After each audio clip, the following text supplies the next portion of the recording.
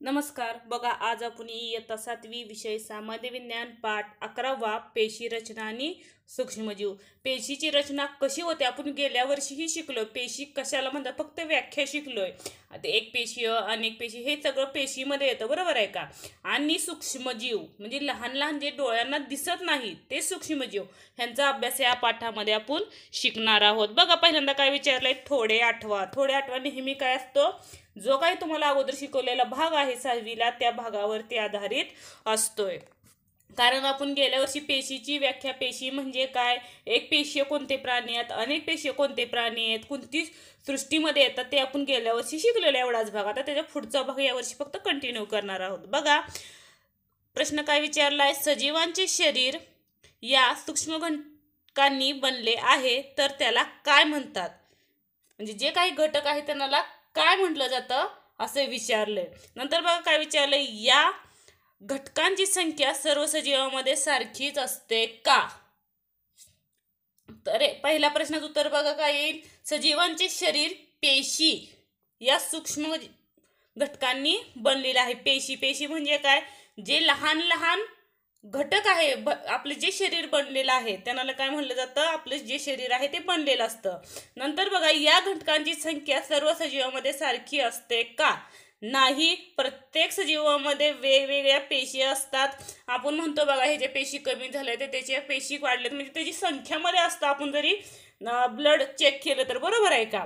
म्हणजे प्रत्येक सजीवामध्ये आपलं किंवा आपल्या आई असेल, बहीण असेल, भाऊ असेल, कोणीही असेल, वनस्पती असू दे, सजीव सृष्टी असू दे, पूर्ण सजीव सृष्टीमध्ये प्रत्येकाची जी संख्या आहे ती काय आहे, वेगवेगळी निरनिराळी असते. नंतर बघा, पेशी दॅट मीन्स ऑफ सेल. पेशीमय रचना हे सर्व सजीवांचे प्रमुख लक्षण आहे. म्हणजे प्रत्येक सजीवामध्ये पेशीची रचना ही असतेच असते. म्हणजे त्यात आपण दोन भाग बघितले, काही एक पेशी असतात तर काही बहुपेशी असतात. पण प्रत्येक म्हणजे सजीवामध्ये पेशीमय रचना हे त्याचं काय प्रमुख लक्षण आहे सजीवांचं. बघा, पेशी हा सर्व सजीवांचा रचनात्मक व कार्यात्मक असा मूलभूत घटक आहे. म्हणजे जी सजीवांची जी रचना आहे ती सुद्धा पेशीमुळे बनलेली आहे आणि जे कार्य घडतं ते सुद्धा कशामुळे घडलं म्हणून सांगितलंय, पेशीमुळेच घडतं. त्यामुळे हा आपल्या शरीरातील मूलभूत घटक आहेत आणि हे आपण मागील इयत्तेत म्हणजे 6वीला अभ्यासलेला आहे. पाठ 4 पाहू शकता. सजीव सृष्टीमध्ये हा पूर्ण व्याख्या वगैरे व्यवस्थित झालेला आहे आणि पाठही केलेला आहे, बरोबर आहे का. बघा, प्रवाही तक्ता पूर्ण करा. बघा काय दिलंय, रिकामा बॉक्स दिलाय, नंतर शब्द दिलाय, वाक्य दिलंय, परत रिकामा बॉक्स दिलाय, नंतर पाठ पुस्तक. ह्याच्यातून काय अर्थ लावता येतो बघा. एखादा आपण अ आ ई हे काय झाले, अक्षर झालं, बरोबर आहे का. ह्या अक्षर एकमेकाला जोडून काय तयार होतं, शब्द तयार होतो. परत असे शब्द लिहित लिहित काय होतं, वाक्य तयार होतात. आणि अशी वाक्य लिहित लिहित काय तयार होतं, एखादा परिच्छेद म्हणजे पॅराग्राफ तयार होतं. आणि अशी पॅराग्राफ कंप्लीट करत करत एक पाठ काय होतं, कंप्लीट करत होतोय. आणि असे पाठ बनवत बनवत त्याचं काय तयार होतं, एक पुस्तक तयार होतं. हे का दिलं असेल त्यांनी, ह्यासाठी की आपलं शरीर ही ह्या पुस्तकाप्रमाणेच आहे. समजलं, हे आपण जे शरीर आहे ते म्हणजे पुस्तक आहे आणि जे अक्षर असेल, शब्द, वाक्य, परिच्छेद, पाठ हे आपल्या शरीरातील घटक आहेत. हे फक्त त्यांना सांगायचंय म्हणून हा त्यांनी तक्ता दिलेला आहे. बघा, वरील प्रवाहित तक्त्यामध्ये आपण पुस्तकाची संघटनात्मक रचना पाहिली. त्याचप्रमाणे सजीवाचे संघटन म्हणजे सर्व सजीवांचे, आपले असू देईल, वनस्पती असू देईल किंवा सजीव असू देत, प्रत्येकाचे संघटन ह्या एका पुस्तकाप्रमाणेच असते. बघा, पेशी, ऊती, इंद्रिय संस्था अशा शरीर पातळ्या असतात. ज्याप्रमाणे पुस्तक कसं तयार होतं त्याचप्रमाणे आपल्या शरीरात सुद्धा सर्वात सूक्ष्म हे पेशी असते. पेशीनंतर ऊती, इंद्रिय संस्था, नंतर आपलं शरीर, असं रचना असते ज्याप्रमाणे एखाद्या पुस्तकाची असते. नंतर बघा, सर्व सजीवांची रचना व कार्य ही पेशीच्या पातळीवर होत असतात. म्हणजे प्रत्येक जी शरीराची जी आपण रचना असेल किंवा जे काही कार्य करतो ते ही सर्व कशावर डिपेंड असतं, पेशीवर डिपेंड असतं. जसं पुस्तकातलं एक एक महत्वाचं काय असतं, अक्षर असतं, बरोबर आहे का. अक्षरापासून शब्द तयार होतो. त्याचप्रमाणे आपल्या शरीरातील काय महत्वाचं आहे तर पेशी हा सर्वात मूलभूत घटक आहे. बघा, पेशीच्या आधारे सजीवांच्या जीवनक्रिया घडून येतात. ह्या पेशीमुळे आपलं जे काही दररोजचं कार्य घडत असतंय ते ह्या पेशीमुळेच काय होतंय, घडत असते, लक्षात ठेवा. त्यामुळे आपल्या शरीरातील सर्वात महत्त्वाचा आणि सर्वात सूक्ष्म घटक हा पेशी आहे, ॲज अ सेल्स. बघा, जरा डोके चालवा. एक पेशीय सजीवांचे जीवन क्रिया कोठे होतात. बघा काय दिले अजून त्यांनी, हे लिहून काढा. उत्तर मला लिहून पाठवायचं आहे. बघा, पेशीपासून उतीपासून इंद्रिय तयार होतं, इंद्रियापासून पूर्ण इंद्रिय संस्था तयार होते आणि असं तयार होतं आपलं काय होतं, शरीर तयार होतं. त्यालाच काय म्हटलं जातं, सजीवातील संघटन. नंतरचा पॉइंट बघा, असे होऊन गेले म्हणजे ही जी पेशीची रचना आहे ह्याचा शोध कोणी लावला हे सांगितले. बघा, विचारलंही जातं परत. Robert Hooke. पहिल्यांदा कोणी शोध लावला असेल तर रॉबर्ट हुक या शास्त्रज्ञाने इसवी सन 1665 मध्ये बुचाच्या झाडाच्या पातळ काप घेऊन तो सूक्ष्मदर्शीखाली पाहिला.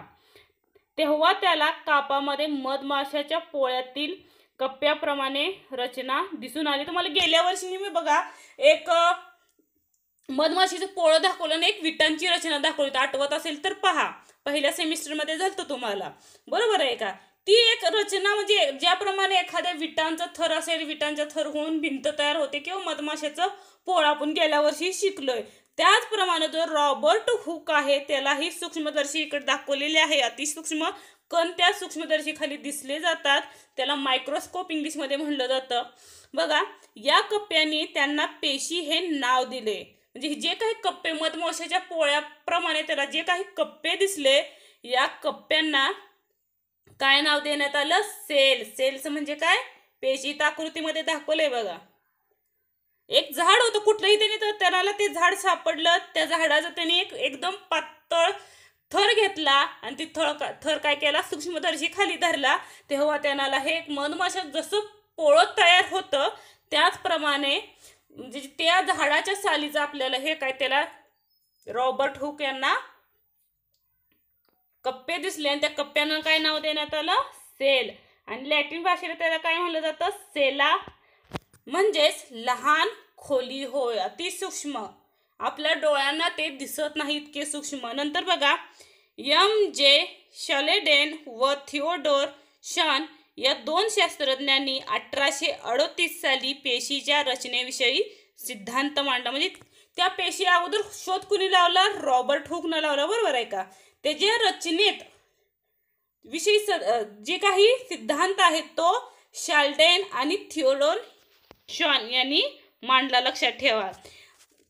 त्यांनी काय म्हणला सिद्धांत, की सर्व सजीव पेशीपासून बनलेले असतात आणि पेशी हा सजीवांचा पायाभूत घटक आहे. जसं अक्षर मी सांगितलं पुस्तकातील महत्त्वाचं आहे, त्याचप्रमाणे आपल्या शरीरातील सर्वात मूलभूत घटक, पायाभूत घटक हा पेशी आहे, असं कुणी मांडलं, थिओडोर आणि शॉन यांनी मांडलं त्यांच्या सिद्धांतामध्ये. आणि जे काही सर्व सजीव आहेत, सजीव म्हणजे कुठले, वनस्पती आणि प्राणी, बरोबर आहे का. ह्या प्राणी व सजीव सर्वांमध्ये काय आहेत, पेशीपासूनच बनलेले आहेत. तेव्हा ते कार्य किंवा एखादी रचना मग त्यांच्यात आकार आलेला आहे, असं कुणी सांगितलं, शॉल्डेन आणि थिओडोरनं. नंतर बघा, 1885 मध्ये आर विरोशा यांनी सर्व पेशीचा जन्म हा पूर्वी अस्तित्वात असलेल्या पेशीमधूनच होतो, म्हणजे पूर्वी जी अस्तित्वात आहे त्याच्यापासूनच जन्म होतो असा सिद्धांत कुणी मांडला, विर्शो यांनी स्पष्ट केला. नंतर बघा, इथं बघा, हे आत्ताची नवीन असलेली सूक्ष्मदर्शी आहे आणि ही पूर्वीच्या काळी वापरण्यात येणारी सूक्ष्मदर्शी. ह्याच्या खाली काय पाहिलं जायचं, जे काही सूक्ष्मजीव काय ते झाडाची साल वगैरे आहे, ह्यात पहिल्यांदा रॉबर्ट हुकनं पाहिली होती. आता सध्याची ही जी आहे मायक्रोस्कोप किंवा सूक्ष्मदर्शी, ही सध्या आपल्या लॅबमध्ये म्हणजे प्रयोगशाळेत अवेलेबल आहे. ह्याच्यामध्ये जे आपल्या डोळ्यांना दिसत नाही सूक्ष्मजीव ते इथं पाहिले जातात. बघा, ह्याचा शोध कुणी लावला, पेशीचे मोजमाप व निरीक्षण, measurements and observation of cells.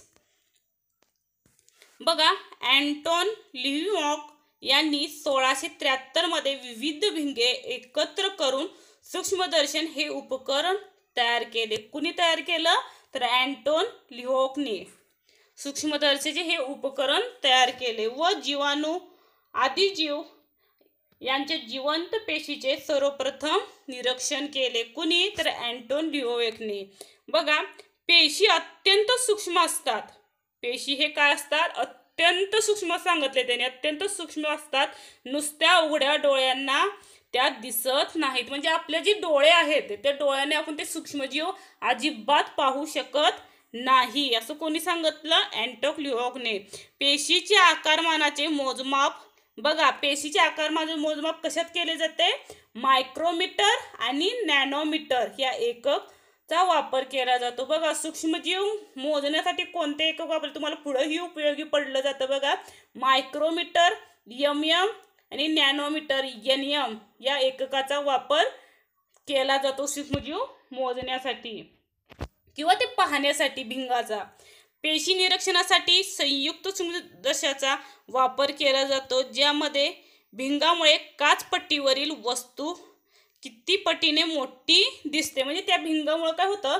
Micrometre नॅनोमीटरची भिंग लावलं एकक वापरलं तर काय होतं? त्याचा आकारमान आपल्याला पाहिजे तेवढं मोठं ते दिसू शकतं. म्हणजे ते आपल्या नुसत्या डोळ्यांना दिसत नाही. फक्त या सूक्ष्मदर्शीच्या खाली इथून पाहिलं जातं वरून. नेत्रभिंग म्हणजे इथून डोळे आपण डोळ्यांनी घालायचं पाहायचं आणि जे काही आपण झाडाची साल असेल किंवा पाला असेल एकदम थीन पातळ कापायचा आणि त्या सूक्ष्मदर्शी खाली ठेवला काचेवरती तर आपल्याला दिसू शकतं. नंतर बघा, करून पहा. बघ, इथं विचारले त्यांनी 1 सेंटीमीटर बरोबर किती येतं? 10 मिलीमीटर. परत 1 मिलीमीटर बरोबर 1000 मायक्रोमीटर. म्हणजे इतकं सूक्ष्म असतं, लक्षात ठेवा. आपलं जे 1 मिलीमीटर आहे ते 1000 मायक्रोमीटर असतं आणि 1 मायक्रोमीटर म्हणजे 1000 नॅनोमीटर. नंतर बघा, करून पहा. कांद्याची एक फोड घेऊन त्याचा खोलगट भागात असणारा पातळ पापुंद्रा चिमट्याने अलगद वेगळा करा. माहिती असेल एकदम अलगा पांढरट भाग असतोय बघा, तुम्ही पाहिला असेल कांद्याच्या आतल्यामध्ये एकदम पातळ भाग असतो. म्हणजे ते कवरिंग म्हटलं जातं किंवा पातळ म्हणजे पायाच्यासारखं असतं बघा, प्लॅस्टिक सारखं पाहिलं असेल. तो भाग घ्यायचा आणि तो काय करायचा? काचपट्टीवरती घ्यायचा. काचपट्टी असेल त्यावर काय करायचा? पाण्याचा थेंब टाका. हे करताना पापुंद्र्यास घडी पडणार, म्हणजे ते पापुंद्र्याची अजिबात घडी पड, कारण ते सूक्ष्मदर्शकाने पाहणार आहोत त्याच्यामुळं ते वेगळं दिसू शकते. त्यामध्ये जी अजिबात घडी पडणार नाही याची काळजी घ्या. आणि यावर आयोडीन हे मेडिकलमध्ये अवेलेबल असतं किंवा योसिनचे विरल द्रावणाचा 1 थेंब टाका व संयुक्त सूक्ष्मदर्शकाच्या 10x भिंगाखाली निरीक्षण करा. तत्पूर्वी पापुंद्रा आच्छादन काच ठेवायला विसरू नका. त्याच्यावर आच्छादन काच असते छोटीशी चौकोनी आकाराची, ती त्या कशावरती ठेवायची? त्या पापुंद्र्याच्या वरती ठेवायची. त्याच्यामुळे आपल्याला ते कण व्यवस्थित दिसून येतील. बघा, हा इकडे दाखवलाय बघा, हा पापुंद्रा घेतलाय आणि हा काय केला? काचपट्टीवर ठेवला आणि त्याच्यावर छोटीशी चौकोन आकाराची छोटीशी काच ठेवली. तेव्हा आपण पाहिलं तर त्या पेशी दिसून आल्या आणि हा पेशीचा आकार दिसून आला कांद्यामध्ये, लक्षात ठेवा. बघा, एखाद्या म्हणजे मधमाशाचं पोळं किंवा एखाद्या विटाची कशी रचना असते त्याप्रमाणे ह्या पेशीची रचना दिसून येते. नंतर बघा, इथं काय सांगत आहे त्यांनी? वरील कृती करून वनस्पतीमध्ये विविध भागावरील पेशी जसे पान, खोडाची साल, मूलाग्रे इत्यादीचे निरीक्षण करा. ह्या ज्याप्रमाणे आपण ह्याचा पापुंद्रा घेतला त्याचप्रमाणे त्याचा तुम्ही पान घेऊ शकता, खोडाचा भाग घेऊ शकता किंवा मूलाग्राचा भाग घेऊ शकता. पण तो अतिशय थीन, अतिशय पातळ घ्यायचा तरच ते आपल्याला सूक्ष्मदर्शी खाली दिसू शकतं.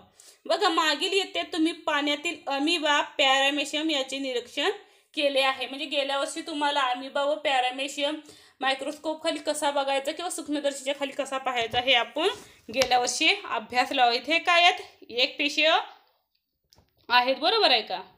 नंतर बघा, सांगा पाहू तुम्ही निरीक्षण केलेले विविध पेशी एकसारख्याच आहेत का? त्यांची रचना कशी आहे, आकार कसे आहेत, ह्याचं उत्तर तुम्ही लिहून मला पाठवायचं आहे. चुकलं तर चुकू दे, पण ट्राय करा. बघा, नंतर पेशीचा आकार. बघा सजीवांच्या पेशीचा आकार विविधता आहे. हे पेशीतील आकार दिलेत काही बघा. त्यांचा आकार हा प्रामुख्याने कार्याशी निगडीत असतो. म्हणजे त्याचा जो आकार आहे पेशीचा, जे काही कार्य त्याच्यावरती तो अवलंबून आहे. यात आढळणे पेशीचे विविध आकार खालील दर्शवले आहेत. त्याचे निरीक्षण करा. बघा इथे विविध आकार दिलेत. म्हणजे प्रत्येक कुठला दिला पहिल्यांदा बघा अमिबा दिला. अमिबाचा कसा आकार असतो. स्पायरोगैरा मृतपेशी म्हणजे जी पेशीची रचना सेलची रचना कशी असते. चेतापेशी, शुक्रपेशी, अस्थिपेशी, पृष्ठभागावर पेशी, तांबड्या रक्तपेशी, अंडपेशी, हे काय आहेत आपले म्हणजे प्रत्येकाच्या ह्याच्यात काय दिसून येतात. पेशी दिसून येतात. पण ह्याचा आकार कसा आहे बघा. काहींचा आकार दंडगोल आहे, काहींचा गोलाकार दिसून येतो, काहीचा स्तंभाकार दिसून येतो, काहीचा अंडाकृती दिसून येतो, आयताकार दिसतो. बरोबर आहे का. म्हणजे प्रत्येक पेशीची रचना काय दिसून येते आपल्याला वेगवेगळी दिसून येते. नंतर बघा सजीवांची जीवनक्रिया घडून येण्यासाठी पेशीमध्ये विविध घटक अस्तित्वात असतात. या घटकांनाच पेशी अंगके म्हणतात. बघा पेशी अंगके व्याख्या विचारली जाते. पेशी अंगके कशाला म्हणतात. बघा सजीवांच्या जीवनक्रिया घडून येण्यासाठी पेशीमध्ये विविध घटक अस्तित्वात असतात.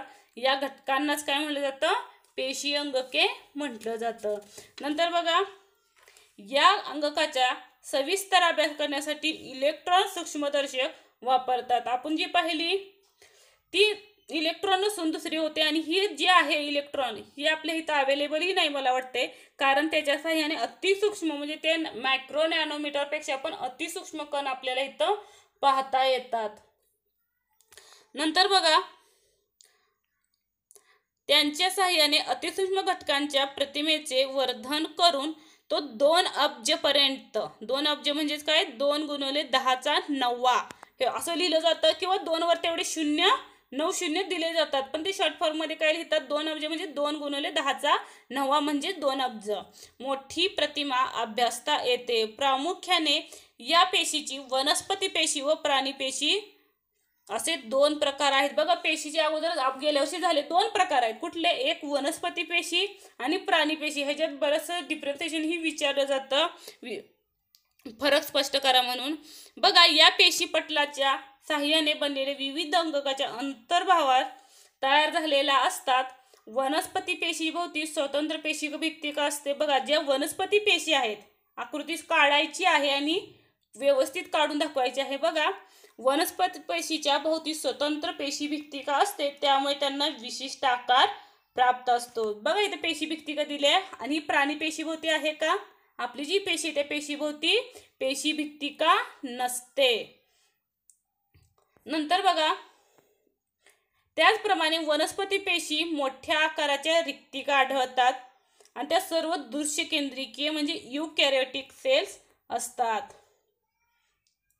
बघा रिक्तिका ह्याच्यातले जर रिक्तिका पाहिल्या तर काय दिसतात आपल्याला मोठ्या आकाराची दिसते. आणि प्राणी पेशीमध्ये काय असते त्याच्या विरुद्ध म्हणजे छोटी असते. वनस्पती पेशीमध्ये मोठी असते. तुम्हाला विचारही जातं बघा पेपरला की डिफरन्सिएशन सांगा म्हणून.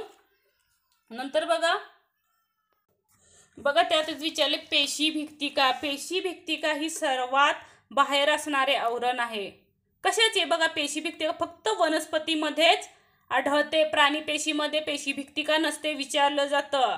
पेशी भित्तिका हे फक्त कुठं असतं वनस्पती पेशीमध्येच आढळतं. त्याच्यामुळे त्यांना काय ते विशिष्ट आकार प्राप्त होतोय लक्षात ठेवा. नंतर बघा पेशीपटल. पेशीपटल हे एक प्रकारचे पातळ आवरण असून अतिशय नाजूक लवचिक व ते प्राणी पेशींचे सर्वात बाहेरचे आवरण आहे. प्राणी पेशी सर्वात बाहेरचे आवरण कुठलं आहे पेशीपटल आहे. ते कसं आहे अतिशय पातळ असून नाजूक आहे आणि लवचिक आहे. नंतर बघा पेशीद्रव. पेशीमध्ये पेशीद्रव केंद्रका व्यतिरिक्त द्रवरूप भाग आहे त्याला पेशीद्रव म्हणतात. आणि पेशीद्रव हे पेशीपटल आणि केंद्रक या दरम्यान असते. पेशींची विविध अंगके यामध्ये विखुरलेली असतात. कशामध्ये तर पेशी द्रव्यमध्ये. म्हणजे पेशीची जी काय दुसरी अंगके आहेत ती काय होतात ह्याच्यात पेशीद्रव्यमध्ये विखुरलेली म्हणजे पसरलेली असतात. पेशी अंगकेमध्ये कुठले येतात बघा केंद्रक असेल, अंतर्जाविका, गोल्जी पिंड, लयकारिका, रिक्तिका, तंतुकणिका, लवके याचा समावेश असतो. इथं दिलंय बघा तुम्हाला, गोल्जी पिंड, लयकारिका, अंतर्द्रव्य जालिका, केंद्रक हे सर्व आढळून येते. कशामध्ये? तर पेशी अंगकेमध्ये. बघा आता विविधता पाहिली, आता सारखेपणा काय दिसतोय बघा. वनस्पती व प्राणी पेशीमधील समान तसेच वेगवेगळे घटक कोणते आहेत ते सांगा. तुम्ही सांगायचं, कारण आपण आताच वेगवेगळे घटकही पाहिलेत आणि समान आकृतीवरही तुम्हाला बरंच दिसून येते, बरोबर आहे का. दोन्हीतही त्यांनी कॉमनमध्ये असेल त्यांनी दाखवलेलं आहे. आणि जे काही वेगळं आहे, हरित लवके आढळतात का? हरित लवक्यामुळे पाण्याला काय होतं, झाडांना हिरवा रंग प्राप्त होतो. प्राणीमध्ये असतील का? प्राणी पेशीमध्ये अवेलेबल नसतात. लक्षात ठेवा, ते तुम्ही डिफरन्शिएशन मध्ये सांगू शकता. आणि समान जे काही दिसतं ते सांगू शकता अंकेमधलं. बघा, केंद्रक हा पेशीचा सर्वात महत्त्वाचा अंगक आहे. पेशी दोन्हीमध्ये असतात, वनस्पती व प्राणी पेशीमध्ये असतात. काय असतं? केंद्रक. आणि हा सर्वात पेशीमधील महत्त्वाचा घटक आहे पेशीमध्ये. त्याच्या भोवती दुहेरी सछिद्र पटल असते. पेशीचे कार्य केंद्रकाला काय करते? ती केंद्रक नियंत्रित करते. अंतर्द्रव्य जालिका आकृती व्यवस्थित पाहू म्हणजे समजेल. हे विस्तृत जाळीदार अंगक आहे.